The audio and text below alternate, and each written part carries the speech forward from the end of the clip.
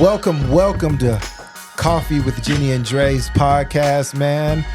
We're here today with a very special social experience that I'm gonna experiment that I'm gonna try on my wife. They say these questions you should ask your spouse or a person you're in a relationship. Y'all should ask them to deepen the relationship. It says deepen it. It says deepen it. It also says that these questions partners find embarrassing to ask one another because they sometimes really don't want to know those answers. It's 6 questions. I think they're very, very, very good questions. I think you're going to really enjoy asking your spouse. It's embarrassing, so you're going to ask me on here. They say it's embarrassing because people don't really want to know the answers to them. So that's why they say embarrassing. Okay. So let's jump right into it with the first question. This is my beautiful co-host. Her name is Jenni Jones, AKA. I'm nervous about this. I don't know the questions. Okay. I don't know what he's about to ask. And for all of y'all that know, she doesn't know the questions at all. Y'all can understand why I'm a little nervous. Yeah, and I want you to answer these questions like from the heart and how you really feel about the questions. I don't want you to like make up no bullshit. I really want you to answer these from the heart and like what you really feel about these questions. Feel me? I feel you. Okay. The first question is this. When was the last time you felt proud of me? When was the last time I felt proud of you? Yeah. I feel like I'm always proud of something you're doing. I mean, even this week, you got a new account. So you're growing your business. That makes me feel proud. Okay.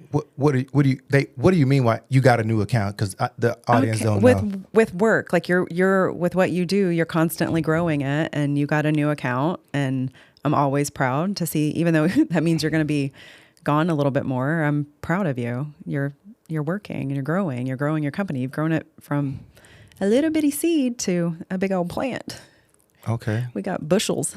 Oh my God. So that made me proud this week. Yesterday it was a grand opening. Yeah. Okay. Awesome. I like it. So number 2, how have you seen me grow in the past year? Oh, tremendously. And well, I look at your growth in 2 different ways. Like I've seen you grow as far as like as a husband.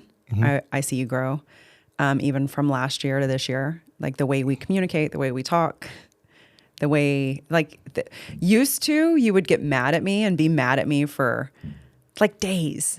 Like you don't really do that to me anymore. Like that's all growth. It's growth in our relationship. It's stuff that when we were younger that would happen. But even in the last year, it's even gotten better. So I see you grow as a husband the most. Your daddy skills has always been there. When we're arguing, my communication. You don't torture me as much. Okay. No, because back in the day, I used to side note, I used to like when we argue, I wasn't arguing to like solve the problem. I was really arguing to win. And that doesn't work in relationships. I was really big on like, listen, even though I understand it and I can communicate really well, I really was always about trying to win the argument. And which is not always a bad thing because I love to fucking win. But it's not good when you're in a relationship, when you're arguing, to not see the other person's point of view and just try to win the argument. I mean, even with our friends who their husbands or even fiancés are a little bit younger, they'll ask me like questions and their significant others are doing things that you did when we first met or whatever. And I'm like, it's a growth thing. Like just stick with it. Obviously you have to speak your mind on what you like and don't like, but men grow through, that's my perception. I don't know. Maybe some men don't need any growth. I don't know. But I know in our relationship, you've done a tremendous amount of growing in order to be this fantastic husband that I have right now. Awesome. Question number 3. What do you admire most about the way I think? Like my mind. Ooh. I admire most of like, nothing scares you. You don't hold back. You say there's so many things. You don't hold back. You say exactly what you're thinking, which I don't do. So that is really like I admire that a lot for people that can just say whatever the heck they want to say. And so that, and then the way you just like go after things. And I've said this a million times. I own the company I own because you pushed me to do that. I think I had it in me to want to do it, but like you pushed me, like you aren't scared to take a leap of anything. And so I admire that mostly about you. That's sweet, baby. I love it. Good. Okay. Question number 4. What does love mean to you? Ooh, love is patient, love is kind. We're not doing it out the scripture. We're talking about what does love actually mean to you? Love is what when I like truly think about it, it's what we have now. I don't think love is what we had 10 years ago. It's a whole different like ball game for me. And I think back, and I had a patient one time tell me this, and it stuck with me. It resonated for sure, because he had been married like 50 plus years. And I always, anytime I had a patient that had been married that long, I'd be like, what's your secret? What do you have? And the way he is like, you don't know what love is until you get to a certain state in your marriage, and then you realize what it is, because you go through all kinds of trials and tribulations and pain and growth, and then you chose to work through it and stick together. And then once you get through that, then you're like, oh my God, this is amazing. This is what love is. It's not the lust and, I want to do all these things to you 24/7. It's like, I know I'm comfortable. I can sit in silence with you and say absolutely nothing and be 1,000% comfortable. We can get in a fight, and I don't have to, this is big for me. I don't have to worry or come home and be like, are his bags packed today? Is he leaving? Which is a childhood trauma that I used to experience. I'd be like, oh, he's going to be gone. Like, I never think about that anymore because I know where we are. Awesome. Okay. I love it. Question number 5. Okay. What is the best compliment I've given you? You don't compliment me often, babe. Well, what do you feel like the best compliment is that I've ever given you? You know what? Probably when you talk about when I gave birth to Blakeland for the first time, like how strong I was. And that whole, when you explain like that whole experience from your point of view, that makes me feel great. That's a great compliment. Well, you're the best and you're the strongest woman I've known. So that's probably it. It's pretty easy to give you that compliment right there. I'll take it. And the last question of this social experiment that I think that y'all should ask your spouse and just really get these understanding questions from, like what they see, how they see you, how they view you, and their perspective on things, especially like the one about like what does love mean to them? Because love means different things to different people, and to know what love means to your significant others is huge. Yeah. So I think that's big.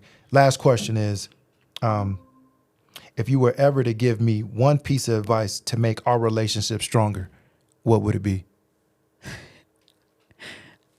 Lose the ego. Lose the ego. Yeah. Can you expound on that? Well, like your ego, a man's ego, your ego is large. Okay. And so even though you may not be, like you said, fighting to win, it's always like your ego is big and it comes into play a lot of times. So like things that I don't think about, you think about. Like, I don't care sometimes if we're somewhere and our kids act crazy or whatever, it'll bother you, it won't bother me, because I don't care like how other people view us. You do more than I do. Not that it's gonna like be like a big deal, but like that bothers you. Your ego is just bigger. It gets in the way of like several things in our relationship. Okay. So you think that's one advice you would give me to make our relationship stronger is my ego? Yeah. Okay. Does my ego affect our communication? Sometimes. Yeah, of course, because you will be like,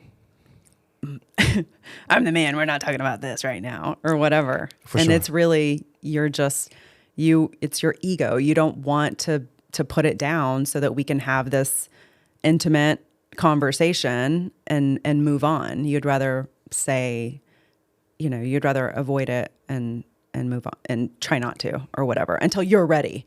I think that's an ego thing. Okay. This question's out on there. But, I may not be articulating that like the best that I want to, necessarily, but are you understanding what I'm getting at? I am. Okay. I mean, I understand for sure. And this question's not on there, but is there anything that I can do to make you feel loved more? Do you feel that I show you love and give you love the best way I can, or I show you? Yeah. I mean, I think you do. Love. I know I'm loved by you, so I don't ever have to question that. Sometimes as a mom, one thing that I know that I don't feel enough is sometimes I don't feel appreciated. Mm-hmm. But I think that that's a very common thing for a mom to feel. Yeah. Because you do and you do and you do and you do, and it's taken for granted a lot of times, all that I do. And I don't think it's on purpose. Mm-hmm. I don't think you kids, like nobody's like going, ugh, mom, whatever. I don't think it's on purpose, but there's a lot of things that I do on a daily basis that nobody sees and nobody really appreciates until it's not done. And then it's a big deal. If that makes sense. It does. It does. And, I mean, I think that when you have these conversations, it can be uncomfortable for people. I mean, because you really do need to know how your partner views you or the relationship, or things that you can do in the relationship to make the relationship better and make the relationship stronger, because you're steady going to change. I mean, it's steady going to be different seasons where you feel this way, you feel that way. Love is a roller coaster. Sometimes you're up high, sometimes you're down low, and it just needs to be communication to make the relationship stronger. Yeah. One thing that patient said to me too is he said, just make sure you never fall out of love at the same time.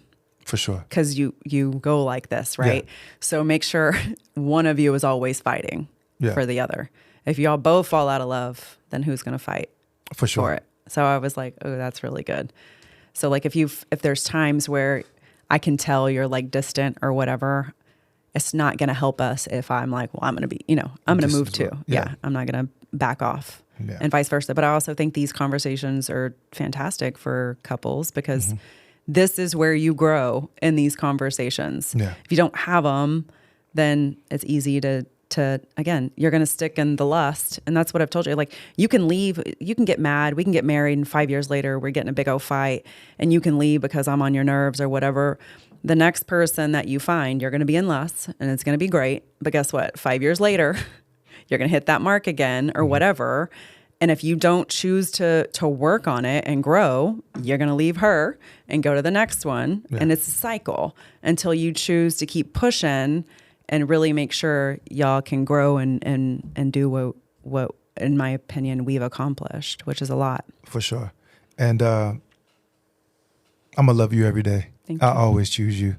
And so, yeah, those questions, man, I think y'all should definitely ask your spouse, ask your people you're in a relationship with, man, and do this social experiment just to see where y'all are both at. It'll help y'all get back on the same page if y'all are kind of off on pages and stuff. It'll help y'all get back on the same page because y'all can understand what both of y'all want and what y'all both y'all need. I feel like you need questions now. For sure, we're gonna definitely do a bunch of these. You come up and figure out some questions, and you ask me, and I give my heartfelt answers as well. This is a social experiment. And we just want to thank y'all for tuning in to Coffee with Jenni and Dre. Next time. Thank y'all.